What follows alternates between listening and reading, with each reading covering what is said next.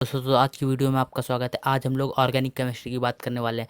Organic chemistry जो कि अधिकतर एग्जामों में पूछी जाती है, तो उसके विषय में आज हम कुछ उसके यौगिक के बारे में जानते हैं। सबसे पहले हम जानते हैं कि ऑर्गेनिक केमिस्ट्री हम पढ़ते क्यों, क्योंकि कार्बन की यौगिक क्यों पढ़ते हैं। बाकी हम नाइट्रोजन की यौगिक क्यों नहीं पढ़ते हैं, सल्फर के यौगिक क्यों नहीं पढ़ते हैं। तो कार्बन की यौगिक इसलिए पढ़ते हैं क्योंकि क्या होता है, कार्बन की संयोजकता यानी कार्बन की तत्वों को जोड़ने की क्षमता सबसे ज्ञात तत्वों में अधिक होती है। इसलिए क्या होता है, इसको कार्बन ऑर्गेनिक केमिस्ट्री पढ़ते हैं। क्या होता है यहाँ पे देखिए दिया है, कार्बन क्यों पढ़ा, कार्बन की श्रृंखलन क्षमता सबसे अधिक होती है।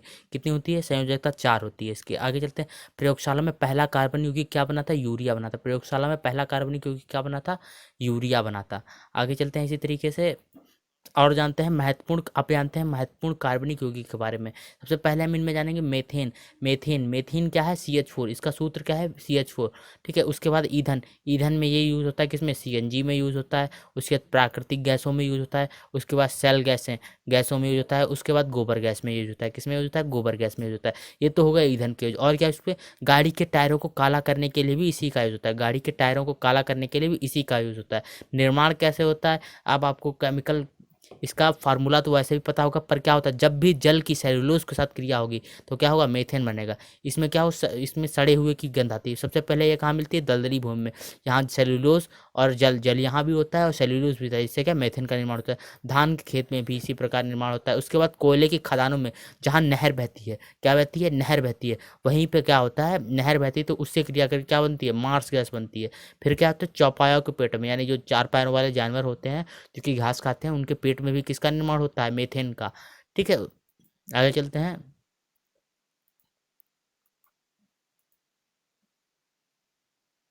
और क्या करता है ये वैश्विक तापन का कारण भी बनती है। क्या बनती है, वैश्विक तापन का कारण, वायुमंडल में रहने पर यह ओजोन का क्षरण करती है। और ये करती है, अगर ये वायुमंडल की ऊपरी सतह में पाई जाती है तो क्या करती है, ये ऊपर से नीचे को क्या है, सूर्य की किरणें नीचे तो आती हैं पर ऊपर नहीं जा सकती। जिससे क्या हो जाता है, जिससे कि क्या होता है, वैश्विक तापन बढ़ जाता है। फिर आता है प्रोपेन और ब्यूटेन। इसका सूत्र क्या है, प्रोपेन का है C3H8 और C4H10। ठीक है, वैसे तो सूत्र ज़्यादातर बोर्ड के एग्जाम में पूछा जाता है, बाकी एग्जाम में पूछे नहीं जाएंगे। तो ईंधन ईंधन के रूप में किसमें प्रयोग होते हैं, LPG में। और गंध आने वाली गैस जो ईंधन में LPG में होती है वो क्या होती है, एथाइल मार्केप्टाइन। क्या होती है, एथाइल मार्केप्टेन। क्या होती है, एथाइल मार्केप्टेन। क्या होती है, एथाइल मार्केप्टेन। क्या होती है, एथाइल मार्केप्टेन। क्या होती है, एथाइल मार्केप्टेन। आगे चलते हैं। आगे चलते हैं, क्लोरोफॉर्म। क्या पढ़ेंगे, क्लोरोफॉर्म। क्लोरोफॉर्म का सूत्र क्या होता है, CH Cl3। क्या होता है, CH Cl3। क्या होता है, CH Cl3। पहले इसका प्रयोग निश्चेतक के रूप में यानी बेहोश करने के लिए पड़ते हैं, क्योंकि अब नहीं करते। क्योंकि क्या होता है, क्योंकि उच्च ताप पर ये फास्जीन गैस बन जाती है जो कि हमारे लिए जहरीली होती है। क्या होती है, जहरीली होती है। इसलिए अब इसका प्रयोग बहुत ही कम कर दिया गया है। ठीक है, निश्चेतक के रूप में इसका प्रयोग होता था। ठीक है, आगे चलते हैं।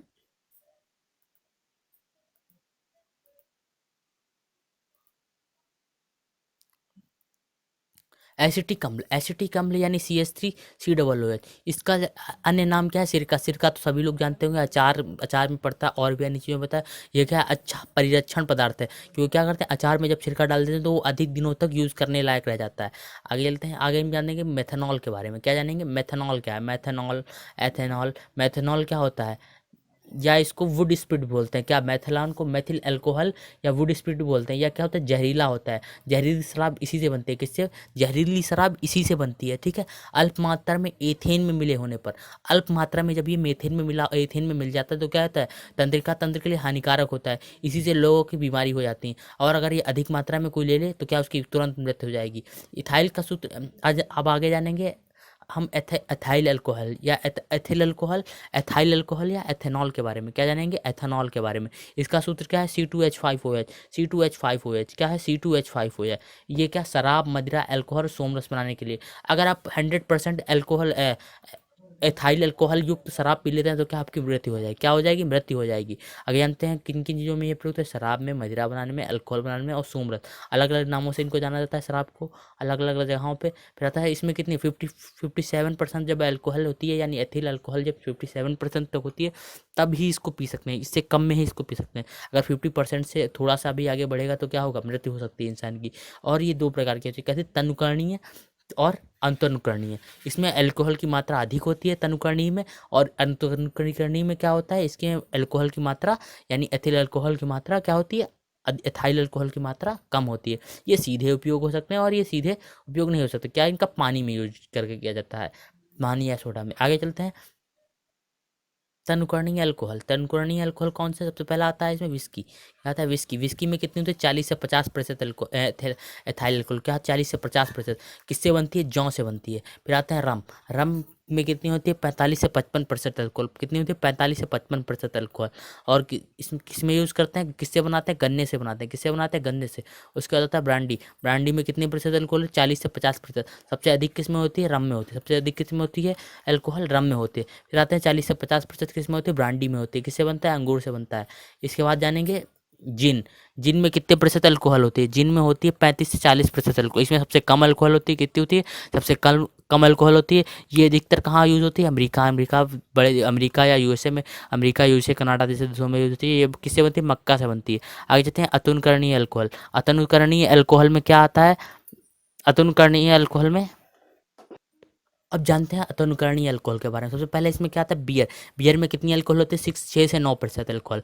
ये किससे बनती है? जौ से बनती है। उसके बाद आता है शैम्पेन। शैम्पेन में कितने प्रतिशत अल्कोहल की? 10 से 15%। ये फ्रांस में अधिक बनती है। ठीक है, ये किससे बनती है? अंगूर से बनती है। ठीक है, उसके बाद है सिडार। सिडार में 2 से 6% अल्कोहल होती है। ये सेब से बनती है। और जो परफ्यूम में बियर यूज़ होती है, अल्कोहल नहीं यूज़ नहीं होती, वो भी बहुत कम मात्रा में यूज़ होती है। कितनी? बहुत कम मात्रा में। क्या यूज़ होती है? बियर यूज़ होती है। किस में यूज़ होती है? परफ्यूम में यूज़ होती है। आगे चलते हैं। और गैसोहॉल क्या होता है आगे जानते हैं। ये भी एक प्रकार का ईंधन है। ये किससे मिलकर बनता है? ये पेट्रोल और अल्कोहल से मिलकर, यानी एथिल अल्कोहल से मिलकर बनता है। इसमें 80% पेट्रोल होता है और 20% अल्कोहल होता है। जब जिसे पावर अल्कोहल भी बोलते हैं। इसे क्या बोलते हैं? पावर अल्कोहल जानते हैं। अब हम कुछ जानेंगे फल और प्रक्रियाएं जिनमें इनमें कौन सा अम्ल पाया जाएगा। इनमें कौन सा अम्ल पाया जाएगा जानेंगे। फल और कुछ प्रक्रियाओं में जिनमें किनमें की अम्ल पाया जाता है। सबसे पहला क्या आता है? नींबू। नींबू में कौन सा अम्ल पाया जाता है? सिट्रिक अम्ल पाया जाता है। कौन सा अम्ल पाया जाता है? सिट्रिक अम्ल। ये बहुत से एग्जाम में पूछे जाते हैं एज इट इज़। फिर आता है सेब। सेब में कौन सा अम्ल पाया जाता है? मैलिक अम्ल पाया जाता है। कौन सा अम्ल पाया जाता है? मैलिक अम्ल पाया जाता है। और दही। दही में कौन सा अम्ल पाया जाता है? लैक्टिक अम्ल पाया जाता है। दही में कौन सा अम्ल पाया जाता है? लैक्टिक अम्ल पाया जाता है।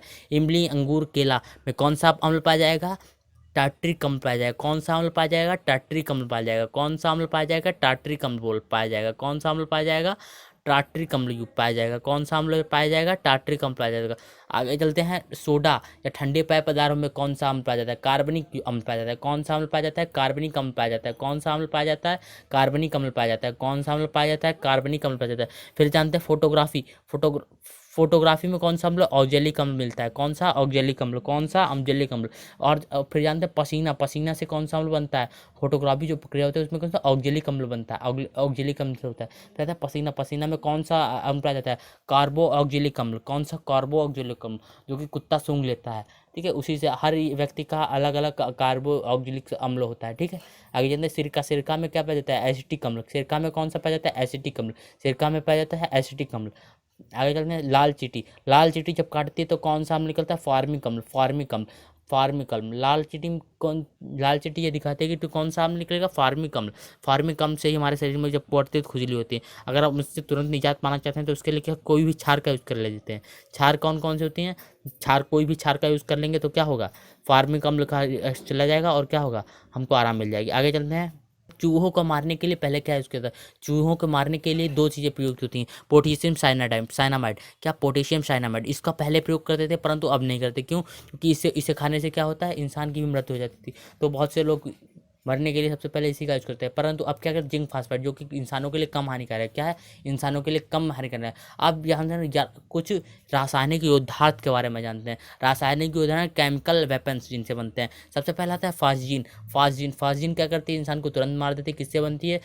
जब उसे क्लोरोफॉर्म से बनती है, जब उसे ताप करते हैं। उसके बाद क्या जानते हैं? मिथाइल मस्टर्ड गैस जिसे बोलते हैं। क्या बोलते हैं? मस्टर्ड है।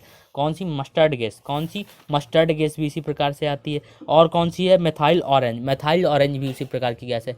ठीक है, तो इनसे क्या होता था? इनसे क्या ये युद्ध में यूज़ की जाती थी पहले, परंतु अब इनका यूज़ बैन कर दिया गया। बहुत सी संस्थाओं के द्वारा इन पर इनका यूज़ बिल्कुल ही बैन कर दिया गया। आगे चलते हैं। अब हम कुछ ईंधन के बारे में जानें। किसके बारे में? ईंधन। ईंधन ठीक है। सबसे पहला इसमें आता है लकड़ी का। इंसान ने सबसे पहले किसका यूज़ किया? लकड़ी का यूज़ किया। उसके बाद कोयला का। इसमें ही औद्योगिक क्रांति हुई। इसमें ही क्या हुई? औद्योगिक क्रांति हुई। औद्योगिक क्रांति किसमें हुई? और कोयले में हुई। फिर आता है कैरोसिन। कैरोसिन की यूज़ हुआ। कैरोसिन क्या होता है? ये कम ताप पे यूज़ होता है, इसलिए इसमें क्या कार्बन मोनोऑक्साइड अधिक बनता है। डीजल में ऑक्टेन से इसको नापते हैं। उसके बाद पेट्रोल, उसके बाद एलपीजी को सीएनजी के बाद सीएनजी बना। सीएनजी के बाद एच टू जब हाइड्रोजन से जब हम हीलियम बनाने लगे उससे उच्च ताप करके ईंधन उत्पन्न कर लेंगे तो इस क्या होगा? इसे भविष्य का ईंधन कहते हैं। क्या कहते हैं? भविष्य का ईंधन। और जब हाइड्रोजन भी खत्म हो जाएगी तो हम लोग सौर ऊर्जा पे आ जाएंगे। इस तरीके से हमारा काम चलता रहेगा। आगे चलते हैं कोयला। कोयला में सबसे पहले हम जानते हैं कोयला कितने प्रकार का पाया जाता है। इसको क्या विद्युत तापीय विद्युत प्रदूषण भी होता है। इससे क्या होता है? विद्युत तो उत्पन्न होती है, परंतु इससे क्या होता है? तापीय विद्युत प्रदूषण भी उत्पन्न होता है, 2-3 प्रकार से। सबसे पहला क्या है? एंथ्रेसाइट। सबसे पहला इसमें कोयले में सबसे पहला क्या आता है? एंथ्रेसाइट, विटामिनस, लिग्नाइट, पिट कोयला। एंथ्रेसाइट सबसे ऊंचा कोयला होता है, उसके बाद विटामिनस कोयला, लिग्नाइट, पिट कोयला। पहले सबसे पहले किसका प्रयोग होता है? एंथ्रेसाइट में कितना पाया जाता है? 99% कार्बन पाया जाता था। ये बिल्कुल बिल्कुल मतलब हल्का सा सफ़ेद दूधिया कलर का होता था, परंतु अब इसका प्रयोग बिल्कुल बहुत ही कम कर दिया, क्योंकि रासायनिक प्रक्रिया में सिर्फ इसका यूज़ होता है, क्योंकि ये अब धरती पर कम है। उसके बाद है विटामिनस में 80% कार्बन होता है। और लिग्नाइट में कितना होता है? 75% कार्बन। औद्योगिक क्रांति या अब भारत में या अन्य देशों में इन्हीं का यूज़ होता है। ठीक है। आप जानते हैं पिट कोयला कहाँ है? पिट कोयला में 60% कार्बन पाया जाता है। यही बहुत गंदा प्रकार का कोयला होता है और इसका यूज़ बहुत ही कम जगहों पे किया जाता है। ठीक है। तो सबसे अच्छा कोयला एंथ्रेसाइट हुआ और सबसे खराब कोयला कौन सा? पिट कोयला हुआ। अब जानते हैं डीजल के बारे में जानते हैं। डीजल कितने में? डीजल 250 डिग्री सेल्सियस पे क्या बनता है? वो ईंधन बन जाता है। 250 डिग्री सेल्सियस पर क्या है? ये ऊर्जा उत्पन्न करता है और C+O2 और C+O2 और CO2 में टूट जाता है, यानी कार्बन मोनोऑक्साइड बना देता है। जिससे क्या होता है? ये हृदय में हीमोग्लोबिन के साथ मिलकर हीमोग्लोबिन बनाता है और उससे क्या इंसान की मृत्यु हो सकती है। इसीलिए क्या इसका प्रयोग अब बंद कर। इसमें किससे मापते हैं? C10 से मापते हैं। इसे कितने मापते हैं? C10 से मापते हैं। इसे किससे मापते हैं? C10 से मापते हैं। जितना C10 जितना ज़्यादा होगा उतने ही क्या होगा? डीजल अच्छा होगा। इसको मापने की क्रिया है 10 कार्बन श्रृंखला में मापते हैं। किसमें मापते हैं? 10 कार्बन श्रृंखला से। आगे जानते हैं पेट्रोल के बारे में। पेट्रोल कितने पे? पेट्रोल 350 डिग्री सेल्सियस पे क्या करता है? ईंधन यानी ऊर्जा उत्पन्न करता है। कितने कितने डिग्री सेल्सियस पे? 350 डिग्री सेल्सियस पे। तो ये क्या करता है? ये कम कार्बन मोनोऑक्साइड बन। जितने ही उच्च ताप की ओर बढ़ेंगे उतना ही क्या कार्बन मोनोऑक्साइड कम बनेगा। ठीक है। आगे चलते हैं गुणवत्ता। किसमें मापते हैं? ऑक्टेन नंबर्स में मापते हैं। जितनी ऑक्टेन नंबर ज़्यादा होंगे उतनी ही क्या पेट्रोल की गुणवत्ता अच्छी होगी। आप जानते हैं सीएनजी के बारे में। सीएनजी यानी CH4। इसमें किसका यूज होता है? हाइड्रो मीथेन का यूज होता है। ज़्यादा अधिकतर किसमें होता है? इसे हरित ईंधन भी कहते हैं। क्या कहते हैं? इसके हरित ईंधन भी कहते हैं। इसमें कितना यूज होता है? 650 डिग्री सेल्सियस। 650 से 700 डिग्री सेल्सियस पर क्या ये ऊर्जा उत्पन्न करता है, जिससे क्या होता है? कार्बन मोनोऑक्साइड इसमें बहुत ही क्षीण मात्रा में निकलता है। जिससे क्या होगा? प्रदूषण ही नहीं फैलेगा। प्रदूषण नहीं फैलेगा तो क्या होगा? प्रदूषण नहीं फैलेगा तो वायुमंडल बिल्कुल ताप भी बराबर रहेगा और हम उसका उपयोग, इसीलिए इसको सीएनजी का प्रयोग अब इसलिए सरकार ने अधिक मान्य कर दिया है। परंतु ये कहाँ पाई जाएगी? ये चट्टानों के बीच में दरार पाई जाती है, उन्हीं में ये गैस पाई जाती है। ठीक है। इसे अब जानते हैं anti knocking agent. Anti knocking agent क्या करते थे? तो पहले हम लोग पेट्रोल डीजल में बहुत अधिक आवाज़ आती है जब ये चलते, इसीलिए क्या इसमें पीबी लेड का प्रयोग करते थे। लेड का प्रयोग करने से क्या होता है? लंग्स का कैंसर होने लगा था। उसके बाद इसमें क्लोरोफ्लोरोकार्बन का प्रयोग किया। किसका प्रयोग किया गया? क्लोरोफ्लोरोकार्बन का। क्लोरोफ्लोरोकार्बन से भी यही चीज़ दिक्कत हुई, तो WHO ने इन दोनों को बंद करा के अब इनमें किसका यूज़ करते हैं? बेंजीन, जाइलिन और टालविन। किन चीज़ों का यूज़ करते हैं? बेंजीन, जाइलिन, टालविन का यूज़ करते हैं। किसके लिए? Anti knocking agent. आपको याद रखना है एंटी नॉकिंग एजेंट में पहले किसका करते थे? पीबी और क्लोरोफ्लोरोकार्बन का। अब किसका करते हैं? जाइलिन और टालविन का और बेंजीन का। आगे चलते हैं इसी तरीके से। आप जानेंगे विस्फोटक पदार्थ के बारे में। विस्फोटक पदार्थ वैसे पहले जानते हैं होते क्या है? क्या होते हैं विस्फोटक पदार्थ? क्या होते हैं? आयतन में हुई अचानक वृद्धि क्या कहलाती है? विस्फोट कहलाती है। आयतन में किसी भी पदार्थ के आयतन में अचानक हुई वृद्धि क्या कहलाती है? विस्फोट कहलाती है। ये विस्फोटक कैसे होना चाहिए? अवाष्पशील होना चाहिए, क्योंकि अगर वाष्पशील होगा तो क्या होगा? मान लो आपने कभी विस्फोटक बना के रखा है और वो आपने रख दिया, वो वाष्पशील हो गया तो क्या होगा? वो जब आपको यूज़ करने का होगा तो क्या होगा, वो समाप्त हो जाएगा तब तक। और क्या आर्द्रताग्राही नहीं हो जाएगा। अगर आर्द्रताग्राही नमी वो सोख लेगा तो क्या होगा, मान लीजिए आपने रखा है कहीं पे, अगर उसने नमी सोख ली तो वो फटेगा ही नहीं अच्छा से। तो इस विस्फोट का यूज़ क्या होगा, आगे जानते हैं, सरलता से विघटित ना हो। सरलता से यानी आप कहीं ले जा रहे हैं और वो हिलने से ही विघटित हो गया, तो फिर फ़ायदा क्या है, आप खुद चले जाएंगे उसी के साथ। सबसे पहला विस्फोट आगे जानते हैं, ठीक है। इस तरीके से सबसे, अब हम विस्फोटक जानेंगे, विस्फोटक कौन कौन से होते हैं। सबसे पहले कौन सा है, ट्राई नाइट्रोटालुइन। क्या है ट्राई नाइट्रोटालुइन, इसमें सिर्फ हम उपयोग जानेंगे, बनाना आपको नहीं सिखाएंगे, क्योंकि बनाना क्या है, बनाना बना तो नहीं रहना। तो आगे चलते हैं। सबसे पहला कौन सा, सुरंग निर्माण में किसका यूज होता है, टीएनटी का यूज, ट्राई नाइट्रोटालुइन जो होता है उसका यूज क्या होता है, सुरंग निर्माण में। खाद्यान्नों में, नाभिकीय बम बनाने में भी इसका यूज होता है। ये कैसा होता है, हल्के पीले रंग का ठोस पदार्थ होता है। कैसा होता है, हल्के पीले रंग का ठोस पदार्थ होता है। हल्का कैसा होता है, हल्के पीले रंग का ठोस पदार्थ होता है, ठीक है। कैसा होता है, हल्के पीले रंग का ठोस पदार्थ होता है। आगे जानते हैं टीएनजी, टीएनजी टाई नाइट्रोग्लिसरीन या नोबेल ऑयल, इसे कहते हैं टाई नाइट्रो नोबेल। नोबेल ने, अल्फ्रेड नोबेल ने 1808 में इसी से डायनामाइट बनाया था। क्या बनाया था, डायनामाइट बनाया था। डायनामाइट बनाने की क्रिया बहुत ही आसान थी। इन्होंने क्या किया, इन्होंने सूखे बुरादे, ठीक है, सूखे बुरादे पर क्या किया, इसको क्या क्या अब वो अवशोषित करा दिया, जिससे क्या हुआ, टाइनाइट्रो और ग्लिसरीन क्या था, जैसे आप इसे कहीं ले जा रहे हैं तो हिलने से ही फट जाता था। तो इसको मान लीजिए आप किसी लैब में बना रहे हैं और हल्का सा हिल गया तो क्या हुआ, वहीं पे फट जाता था। इसीलिए इसी को सोखने की क्रिया के लिए नोबेल साहब को इतना पैसा दिया गया कि आज उसी के ब्याज से सिर्फ नोबेल प्राइज दिया जाता है, ठीक है। जो यहाँ पे जो, ठीक है, इस तरीके से प्रथम विश्व युद्ध जो हुआ उसमें इसका डायनामाइट का बहुत ही अधिक यूज़ हुआ, जिससे परेशान होकर नोबेल साहब ने क्या किया, उसको प्राइज़ को कभी लिया ही नहीं, और उसी से नोबेल प्राइज़ दिया जाता है, ठीक है। आगे चलते, अल्फ्रेड नोबेल ने किसी में 1860 में डायनामाइट बनाया था, ठीक है। आगे चलते डायनामाइट के बारे में हम पूरी जानकारी करेंगे, कैसे क्या बनता है, बनने की क्रिया तो नहीं जानेंगे हम यहाँ पे, कि हम आपको सिर्फ जानते हैं क्या। देखिए यहाँ पे साफ साफ लिखा है कैसे किया, टीएनजी का लकड़ी के बुरादे या कपास पर अवशोषित कराने पर बनने वाला पदार्थ क्या कहलाता है, डायनामाइट। उसके बाद है टीएनपी, ट्राई नाइट्रोफिनॉल या पिक्रिक एसिड। क्या होते हैं, ट्राई नाइट्रोफिनॉल या पिक्रिक एसिड। पूछा था पिक्रिक एसिड का दूसरा नाम क्या है, ट्राई नाइट्रोफिनॉल। क्या होता है, ट्राई नाइट्रोफिनॉल, ये क्या है, तो क्या बताएंगे, ये विस्फोटक है। आज आगे जानते हैं आरडीएक्स। आरडीएक्स की फुल फॉर्म क्या होती है, रिसर्च एंड डेवलपमेंट एक्सक्लूसिव। क्या होता है, इसको यूज़ तो नॉर्मली किसके लिए किया जाता है, रिसर्च एंड डेवलपमेंट एक्सक्लूसिव यानी, और इसको आगे चल के यूज़ क्या हुआ, इसका यूज आतंकवादियों ने अधिक किया। इसका अग्नि नाम क्या है, साइक्लोनाइट। इसको अग्नि नाम क्या है, साइक्लोनाइट या हेक्साजन। क्या कहते हैं, साइक्लोनाइट या हेक्साजन। इसे T4 भी बोलते हैं। क्या बोलते हैं, T4 भी बोलते हैं। क्या बोलते हैं, T4 भी बोलते हैं। आगे जानते हैं साबुन। आगे जानते हैं साबुन। साबुन क्या है, साबुन क्या है, साबुन एक उच्च वसीय अम्लों के सोडियम एवं पोटेशियम लवण है। उच्च वसीय अम्ल यानी इस तरीके CH3 आगे तक लिखते चले जाते हैं। उसके बाद क्या है, अम्ल लगाना है, COOH लग गया, ठीक है। अम्ल का सूत्र क्या होता है, अम्ल जिसके पीछे COOH लगेगा उस क्या हो जाएगा, वो अम्ल हो जाएगा, ठीक है। तो अम्ल के सोडियम एवं पोटेशियम लवण क्या होते हैं, या उच्च वसीय अम्लों के सोडियम एवं पोटेशियम लवण है। कैसे हैं, उच्च वसीय अम्लों के सोडियम एवं पोटेशियम लवण, ठीक है। आगे जानते हैं उच्च वसीय अम्ल कौन कौन से होते हैं। सिट्रिक एसिड, सबसे पहला केस में क्या है, सिटरिक एसिड। क्या है, सिटरिक एसिड। कैसा है, सिटरिक एसिड। फिर आता है पोमेटिक एसिड। कैसा है, पोमेटिक एसिड। क्या नाम है अगला, पोमेटिक acid. Citric acid, citric acid, पोमेटिक एसिड, ओइक एसिड। कैसा है, सिट्रिक एसिड, पोमेटिक एसिड, ओइक एसिड। किससे प्राप्त होते हैं, पेट्रोलियम और वनस्पति से। किससे प्राप्त होते हैं, पेट्रोलियम और वनस्पति। उच्च वसीय अम्लों के नाम क्या है, सिट्रिक एसिड, पोमेटिक एसिड, ओइक एसिड। क्या नाम है, सिट्रिक एसिड, पोमेटिक एसिड, ओइक एसिड, ठीक है। ये नाम एज इट इज आपको याद करना है, ये बहुत ही एग्जाम में पूछे जाते हैं, ठीक है। तो सिट्रिक एसिड, पोमेटिक एसिड और ओइक एसिड किससे प्राप्त होते हैं, पेट्रोलियम और वनस्पति से। उच्च वसीय अम्ल, ठीक है। आगे अब हम जानेंगे साबुन क्या होते हैं, कठोर और मृदु साबुन क्या होते हैं, और साबुन किस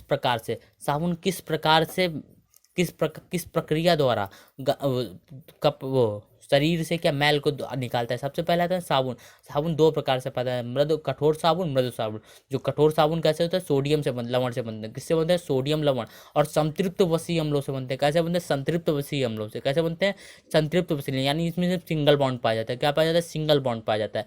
और असंतृप्त वसीय अम्लों से पोटेशियम लवण होते हैं। कैसे, पोटेशियम लवण असंतृप्त और वसीय अम्लों के। तो इसमें कैसा, तो डबल बॉन्ड या ट्रिपल बॉन्ड पाए जाते हैं। तो ये मृदु होते हैं, ये कठोर होते हैं। आगे जानते हैं मिशेल प्रक्रिया क्या है। जैसी मिसल प्रक्रिया। कठोर का तो आप समझ गए जैसे किस में यूज़ करेंगे, जैसे ये क्या होता है, ये कठोर होते हैं, ठीक है। जैसे मान लो उसमें घड़ी साबुन हुआ नाम, ठीक है, नेम, जैसे जैसे जितने भी प्रकार के ये बर्तन धोने वाले साबुन है, मृदु साबुन यानी कि सॉफ्ट, जैसे कि आपको और बहुत से साबुन होते हैं जो शरीर पे लगाने वाले होते हैं। आगे जानते हैं मिसल प्रक्रिया। मिसल प्रक्रिया क्या होती है, इसमें मान लो आप जब हम साबुन का यूज़ करते हैं, साबुन क्या करता है, बड़े से बड़े बड़े अणु क्या करता है, उस मैल के आसपास में जमा देता है, जिससे क्या होता है, ये बीच वाला अणु से क्या होता है, बीच वाले अणु से मैल निकल जाता है और वो मैल पानी के साथ धुल जाता है। तो ये से इस प्रक्रिया को क्या बोलते हैं, मिसल प्रक्रिया बोलते हैं, मिसल प्रक्रिया बोलते हैं। पर आप याद रखें, साबुन का यूज़ आप कठोर कठोर जल में नहीं कर सकते। किस में नहीं कर सकते, कठोर जल में नहीं कर सकते।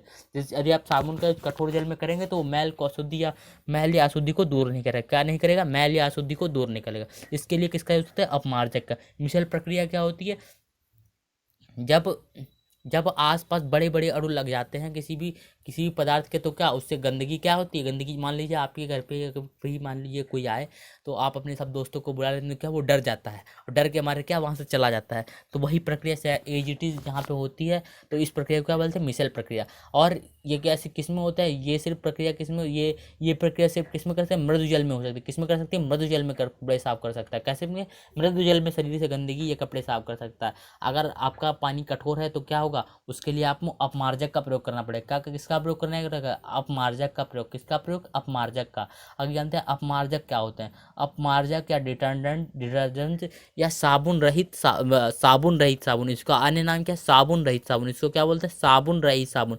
ये क्या होते हैं, उच्च वसीय अम्लों के सल्फोनिक अम्ल व सोडियम व पोटेशियम लवण होते हैं। क्या होते हैं, उच्च वसीय अम्लों के सोडियम और सल्फोनिक और सल्फोनिक, उच्च वसीय सल्फोनिक अम्ल के सोडियम व पोटेशियम लवण होते हैं। क्या होते हैं, उच्च वसीय सल्फोनिक अम्लों के क्या होते हैं, सोडियम व पोटेशियम लवण।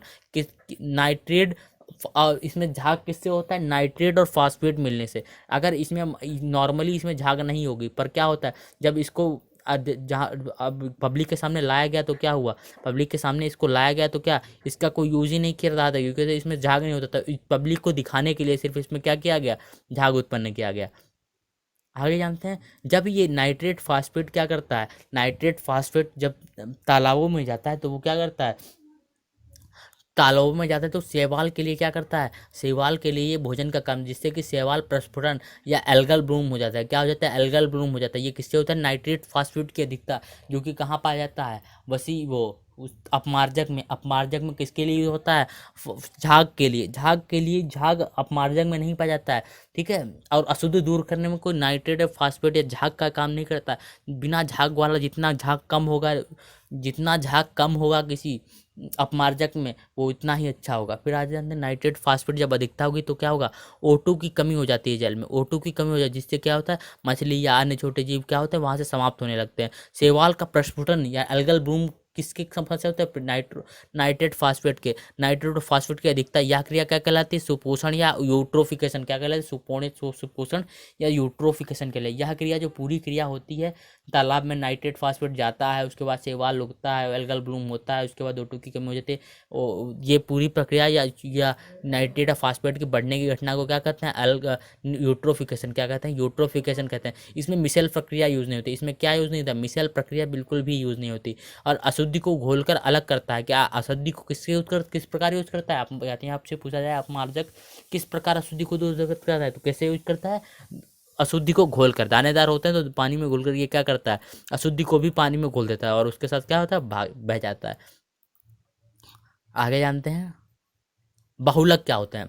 बहुलक एक एक जैसे पदार्थों के अणु, एक जैसे पदार्थों के परमाणु जब एक साथ मिल जाते हैं तो किसका निर्माण करते हैं, बहुलक का। और वृहत अणु क्या होता है, बहुलक एक वृहत अणु है, पर हर वृहत अणु बहुलक नहीं हो सकता। बहुलक में, वृहत अणु में क्या होता है, इसमें अलग अलग परमाणु मिलकर क्या करते हैं, एक बड़ा सा अणु बनाते हैं। इसको क्या बोलते हैं, वृहत अणु। बहुलक और वृहत अणु में फर्क समझिए, क्या होता है, इसमें एक ही तत्व के परमाणु होते हैं। अलग अलग दो तत्वों या एक या दो तत्वों के ही परमाणु एक साथ मिलकर बहुलक का निर्माण करते हैं। तो वृहत अणु में क्या होता है, अलग अलग तत्वों के परमाणु हो सकते हैं, ठीक है। इसमें सिर्फ दो या एक तत्वों के परमाणु हो सकते हैं, पर इसमें क्या है, अलग अलग तत्वों के जितने भी हो सब मिलकर क्या बनते हैं, वृहत अणु बनाते हैं। बहुलक कैसे हैं, बहुलक दो प्रकार के होते हैं। दो प्रकार के बहुलक कौन कौन से हैं, प्राकृतिक में कौन सा होता है, प्रोटीन, रबर, रेशे, कपास, रेशम में कौन सा है, कपास और सेलुलोज। मानव जीत में कौन सा होता है, पॉलीथीन, रबर, नायलॉन 6 और नायलॉन 66।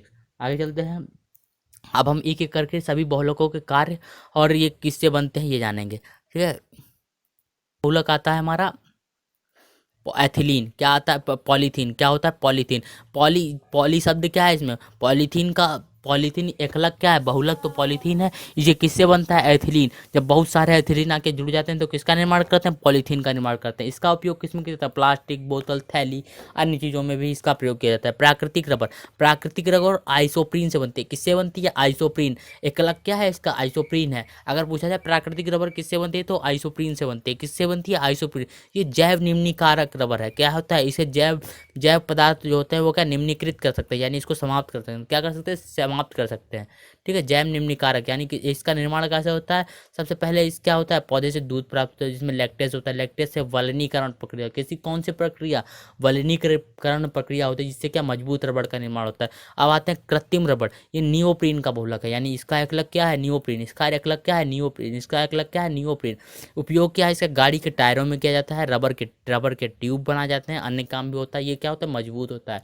क्यों मजबूत होता है, क्योंकि इसका जैव निम्नीकरण अधिक समय में होता है। आगे जानते हैं, पीवीसी या पॉलीविनाइल क्लोराइड, पीवीसी यानी पॉलीविनाइल क्लोराइड, बहुत से पाइप बनाने में इसका यूज होता है। पीवीसी का किसका यूज होता है, पीवीसी यानी पॉलीविनाइल क्लोराइड। पीवीसी का फुल फॉर्म को पूछे तो क्या बताएगा, पॉलीविनाइल क्लोराइड।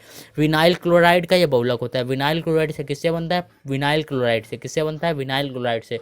उपयोग क्या है इसका, पाइप, तार के ऊपर का कवर, क्या पाइप बनाने में उपयोग होता है, तार के ऊपर, क्योंकि केबल वाले तार होते हैं उनके ऊपर जो कवर होता है वो इसी का बना होता है। आप जानते हैं थर्मोसेटिक प्लास्टिक, यानी ताप बढ़ने पर क्या लचीला हो जाता है, ताप बढ़ने पर क्या होता है, ये लचीला हो जाता है।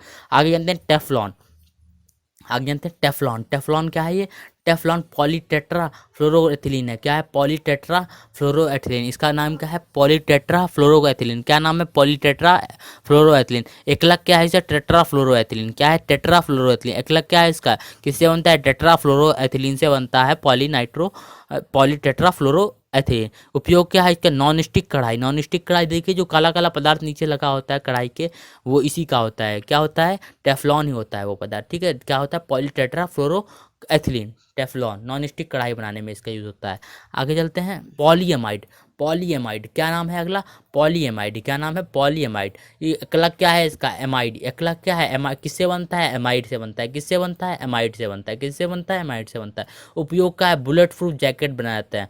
बुलेट प्रूफ जैकेट बनाए जाते हैं। बुलेट प्रूफ कांच बनाने में इसका प्रयोग नहीं होता है। बुलेट प्रूफ जैकेट बना, बुलेट प्रूफ कांच बनाने में तो कांच में बहुत सी अशुद्धियाँ, धातु की अशुद्धियाँ मिलाकर क्या बनाता है, बुलेट प्रूफ कांच बनता है। और बुलेट प्रूफ जैकेट बनाने में किसका यूज होता है, पॉलीएमाइड का यूज होता है। और बाकी कहते हैं नायलॉन 6, नायलॉन 6, नायलॉन 6, नायलॉन 6 का एकलक क्या है, कैप्रोलेनेंटस। क्या है, कैप्रोलेनेंटम। क्या है, कैप्रोलेंटम। क्या नाम है, कैप्रोलेंटम। उपयोग वस्त्र उद्योग में, किसमें यूज होता है, वस्त्र उद्योग में। आगे जानते हैं, नायलॉन 66, नायलॉन 66 ये एडिपिक अम्ल और हेक्सा मैथिलीन डायएमीन से किससे बनता है, एडिपिक अम्ल और हेक्सा मैथिलीन डायएमीन से बनता है। इसके लिए इसे क्या बोलते हैं, 66 बोलते हैं। उपयोग क्या है, रस्सी बनाने में, मछली जाल बनाने में, पैरासूट बनाने में इसका यूज होता है। बैकेलाइट, बैकेलाइट क्या है, फिनॉल या एफॉर्मेल्डिहाइड। फिनॉल या एफॉर्मेल्डिहाइड से इसका बनता है। किससे बनता है, फिनॉल या एफॉर्मेल्डिहाइड से बनता है बैकेलाइट, ठीक है। इसका उपयोग क्या है, फ्राई पैन का हैंडल, यानी जो गर्म चीज़ें होती हैं उनको पकड़ने में जिसका यूज होता है, ब्लैक कलर का लगा होता है, आपने देखा होगा फ्राई पैन का हैंडल, या अन्य चीज़ों में जो कुकर का हैंडल होता है उनमें जो ब्लैक कलर का पदार्थ लगा होता है वो बैकेलाइट होता है। स्विच बनाने में भी इसका यूज होता है। क्या यूज होता है, स्विच बनाने में भी इसका यूज, किसमें, मतलब स्विच बनाने में भी। आगे जानते हैं, बहुत सी दवाइयों के बारे में जानेंगे, कौन सी दवाई और उनके कुछ नाम जानेंगे। ये दवाइयाँ आपको ऐसे भी जानना चाहिए क्योंकि ये आपके लिए फ़ायदेमंद हो सकती हैं। अब सबसे पहला इनमें क्या नाम आता है, एनॉल्जेसिक। क्या नाम आता है, एनॉल्जेसिक। दर्दनाशी दवाएं क्या करती हैं, संवेदना को बंद करती हैं, सिर्फ संवेदना बंद करती हैं। दर्द वहाँ पे एजिटेट हो रहा है, वो तो मस्तिष्क का कार्य है कि जब हम उस दर्द को ठीक कर लेंगे तभी वो दर्द ठीक होगा। दवाई लगा के दर्द की संवेदना कम करती हैं सिर्फ ये, ठीक है। जब तक उस चीज़ का इलाज नहीं होता तब तक क्या होता है, दर्द की संवेदना कम करने के लिए किसके वजह से दर्द ना आती है। इसका नाम क्या सबसे पहले आता है, एस्प्रिन और डायोक्लोफिन। डाइक्लोफिलिन डाइक्लोफिलिन क्या नाम आता है? डाइक्लोफिलिन। डाइक्लोफिलिन को अब पूरी तरीके से बंद कर दिया क्योंकि उसमें क्या होता है 95% गिद्ध समाप्त होता है। क्या हो जाता? गिद्धों की किडनियाँ फेल हो जाती, जिससे क्या उनकी मृत्यु हो जाती थी। क्या नाम है? 95। जब हम बड़े जीवों जहाँ चौपाया जीवों को अपने ये देते थे तब क्या होता था, गिद्ध उनको जब वो मर जाते थे तब उनको खाते थे तो क्या होता था, वो उनके पेट में एजिटीज बनी रहती थी, जिससे गिद्ध जब खाते थे तो क्या होता था 95% गिद्ध इसी की समस्या आ गई थी। फिर आता है अगला आता है एंटीपायरेटिक ज्वरनाशी। एंटीपायरेटिक ज्वरनाशी क्या आता था? एंटीपायरेटिक ज्वरनाशी। क्या नाम आता है? एंटीपायरेटिक ज्वरनाशी। पैरासीटामोल और एस्प्रिन, पैरासीटामोल और एस्प्रिन, ब्रूफेन, ब्रूफेन, ठीक है, ये आते हैं। एंटीबायोटिक में आता है 1933 में अलेक्जेंडर फ्लेमिंग ने सबसे पहले पेनिसिलिन का निर्माण किया। 1929 से 1933 के बीच में अलेक्जेंडर फ्लेमिंग ने पेनिसिलिन का निर्माण सूक्ष्मजीवों की वृद्धि रोकता मारता है, ठीक है, सूक्ष्मजीवों को रोकता है। फिर इसमें सबसे उसके बाद आता है स्ट्रेप्टोमाइसिन। स्ट्रेप्टोमाइसिन आगे जानते हैं। फिर आता है निश्चेतक। निश्चेतक में क्लोरोफॉर्म, जिससे क्या फास्जिन गैस बनता है, इसका यूज अब बंद कर दिया। नाइट्रस ऑक्साइड, कई प्रकार के ईथर, ठीक है। सल्फाइग्र सल्फा ड्रग किससे बनता है? जब सल्फर का प्रयोग दवाइयों में करते हैं तब उसे सल्फा ड्रग बोलते हैं। इसमें कौन सा बैक्टीरिया की बीमारी के लिए किया जाता है? बैक्टीरिया की बीमारी के लिए एंटीसेप्टिक कौन सा? फिनॉल, अल्कोहल, लार और डेटॉल, ठीक है। ये क्या करते हैं? ये बहुत से ये बैक्टीरिया को मारने में सक्षम होते हैं, ठीक है। इसमें ये डेटॉल एक रासायनिक जिसके नाम पर क्या है कि उस कंपनी से अपने सारे प्रोडक्ट बनाना चालू कर दिए। तो आज की वीडियो आपको कैसी लगी? आज की वीडियो में हमें ऑर्गेनिक केमिस्ट्री के बहुत से यानी 90% क्या है हमने सभी ख़त्म कर दिए हैं। तो अगर आपको वीडियो अच्छी लगी तो लाइक, शेयर और चैनल को सब्सक्राइब जरूर करें।